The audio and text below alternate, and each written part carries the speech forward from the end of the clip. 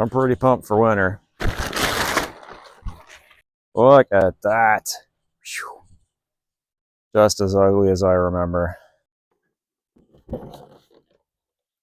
Pretty well exactly how I left it. Maybe a little dustier, but overall, still coolant in the bottle. Now, in my second video, I showed you how it was leaking around all these bolts. Look at that. Ain't that something? I torqued it, or did a heat cycle, I checked the torque again, and it's still leaking. So you're not going to like it, but I'm going to fix that by popping the head off, and I'm just going to squirt some RTV all over it. Considering the overall condition of this unit, I don't think a little bit of RTV on the head is going to hurt it. Now, the other location where I'm leaking coolant is my water pump. I put the wrong O-ring in it, thinking that it would be fine. Now, it doesn't leak sitting, but it's under pressure. It all starts to pour out, so that's no good. Now, being a part-time hoarder has its advantages, although I'm sure my wife would disagree. But I was able to track down the original O-ring that came off of the water pump. It's in perfectly good shape. I just don't like reusing gaskets and O-rings. Alrighty, let's see what we're looking like. I've got some brand new corrosion on there. That's new from last year. That's a new belt.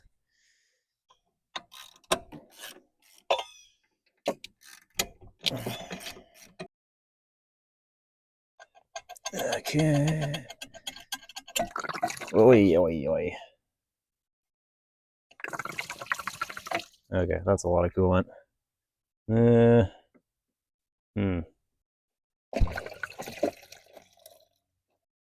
Okay, not too bad. Set of picks would be handy, but work with what you got. There we go. Normally this is a case of less is more, but I never want to see this water pump again unless I'm completely replacing it.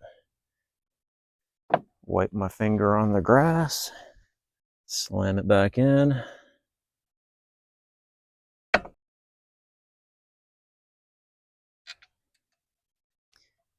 I'm sure there's a spec for how much belt tension you need.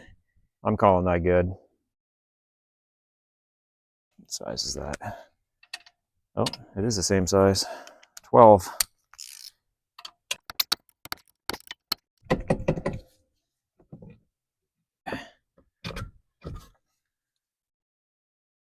That looks quite good. The cylinders anyway. Really clean in there. Look at that. Of course, the coolant you're looking at in the cylinders just went in, but very nice. Happy to see that. Unlike the water pump, it's a little more sensitive, requires a little bit more love. I'm gonna make it nice and dry. I already wiped off my head gasket, which is, well, it was brand new last year. It might have an hour of runtime on it. That's going to go back. I'll put just a little itty bitty smear of RTV on both sides. This is a situation where a dab will do ya. You don't want it squeezing out and plugging up water galleries or interfering with the metal ring around the cylinder. All right, got some Permatex smeared on there.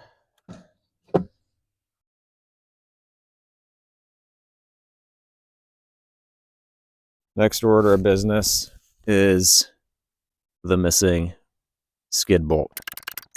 Working at the cottage is usually pretty interesting. All I have is what I remember to bring in these bags. So normally I'll end up using a plumber's wrench as a hammer. Fortunately, today I found a claw hammer. No pry bar, but I've got a snap-on flathead. Nothing like using a $60 screwdriver as a pry bar. That's cool. Snap-on Phillips that I'm going to use. Try to kind of line this up a bit. Christmas miracle. I bought the replacement bolt about a year ago. Could it be? Turns out it was close enough.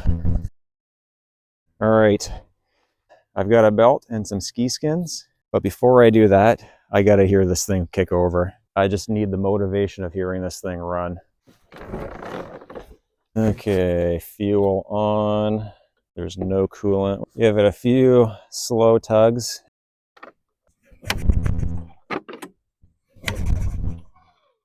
All right, let's go for it. There's 1, 2.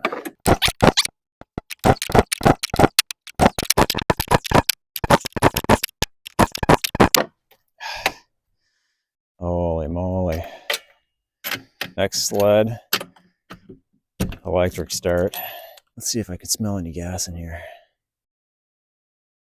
Don't really smell nothing. All right, spark is confirmed. Just give her a quick little splash of gas down the cylinders.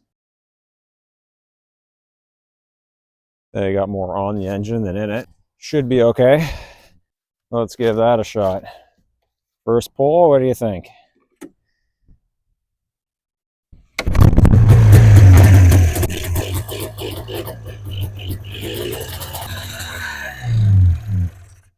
All right.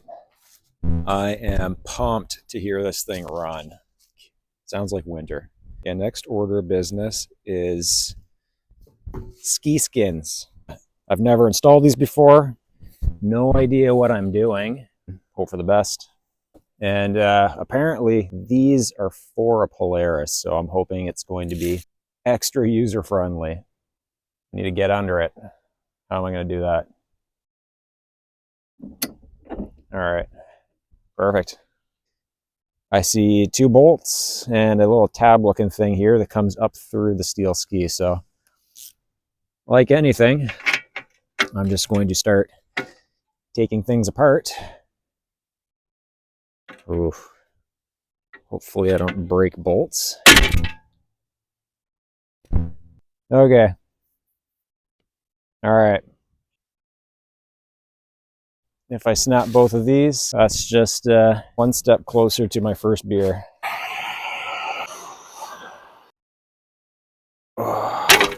Nope, not even close.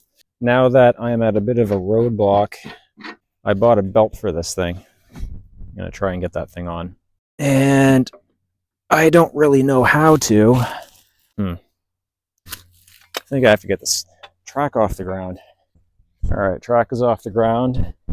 And somehow I always end up wearing a white t-shirt when I'm working on stuff. I'm sure if I Google this, I'd have my answer in 10 seconds. But I'm going to struggle a bit first. All right. Oh, there's a side panel in my way. All right. For all you noobs, left foot here, grab it, and pull it to the sky. Alrighty, new belt. Arrow's going in the right direction. Oh, you know what? Let's make sure it's the same size. Let's check the width first. So my new belt is wider, like a good bit wider. If I line them up against my thumb, right there, maybe about a 16th. About a 16th narrower. So I wonder if that's what was causing my bog. It was sitting too low in the sheave. Now I'm sure the numbers on the belt mean something, but I'm going to grab this rope that does not stretch, and I'm just going to do it the quick and dirty way. New belt. Perfect. So we're the same circumference. Slip it in, pop that on, and just, hey! All right. Okay, let's fire this thing up again. See if we can get the track rolling. And we'll take the old one. We'll stick it in the spare slot because we didn't have a spare before. Now we do. All right, we still don't have any coolant in it.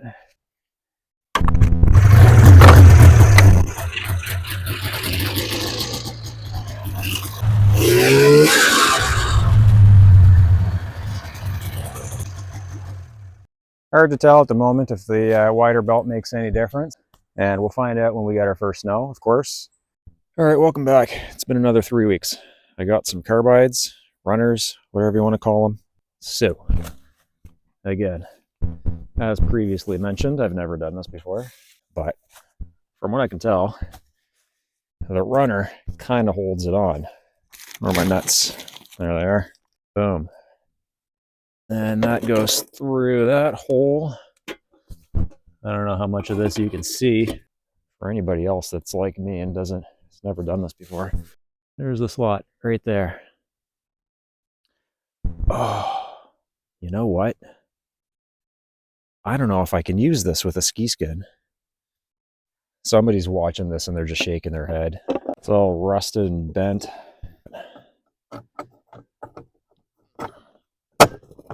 Sneak it in the hole. Okay. All right, we're like 6 minutes into this procedure and I've got one mostly on. I've got it loosely in place. I'll put a rivet at the front to keep that from flopping all over the place. And I put the wear bar, or whatever the hell this thing's called. I'm not exactly sure what that is, or if it even belongs on there. All right, I got her tightened down. Still hanging down a little bit in the front. I don't know if that's going to be a big deal. But it is bent right there.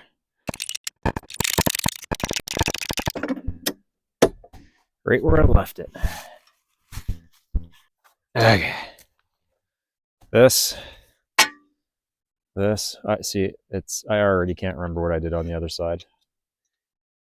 Okay, that looks a lot better. I feel like I should straighten out the other side.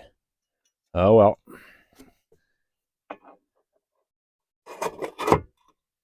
Okay. Yes. All right, got this one reefed down.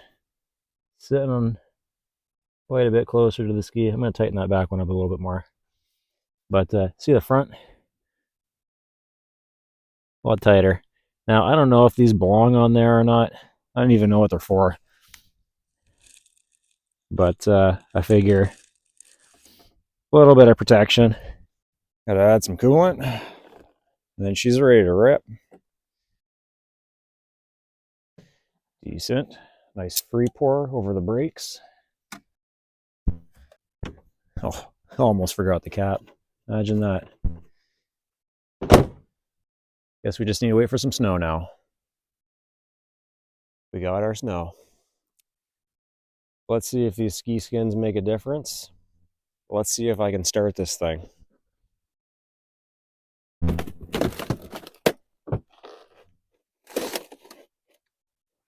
Fuel on. Not going to make that mistake again. Oh! I just dumped a whole pile of snow into the carburetor.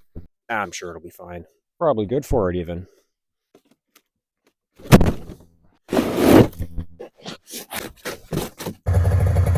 Alright, let's see how these ski skins work.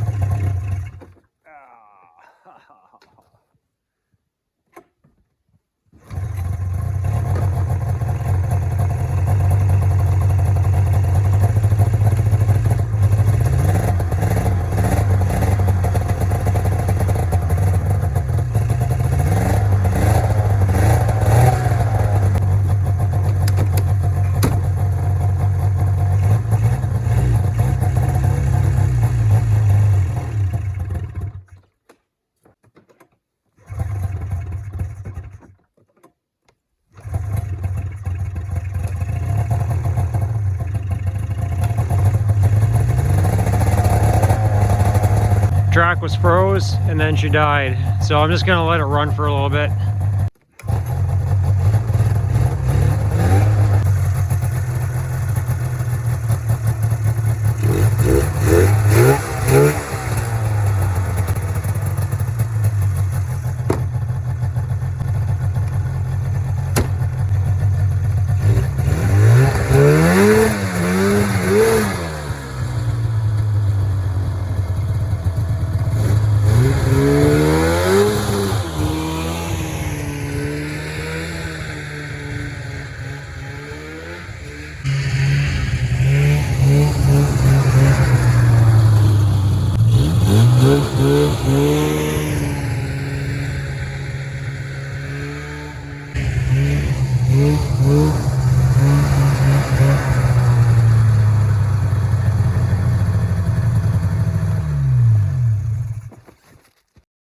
skins definitely improve how this thing handles, for sure. Now I'm only running at about 3 inches of snow, so it's hard to tell if it'll be any better in the deep stuff. However, when I let off the gas, it actually kind of rolls a bit. Before, as soon as you'd come off the gas, it would just like stick right away. I was having trouble getting going because my skis were biting into this wood. As soon as I got off that wood, it took off. Engagement feels a little higher than it was last year, but I did 2 laps around the house and it's already feeling better. Hoping to have a tow vehicle for this thing pretty soon. Once I have that and the lake's a little bit more frozen over than it is, we'll be able to go out and play a little bit further from home. But till then, thanks for watching. We'll see you next time. Cheers.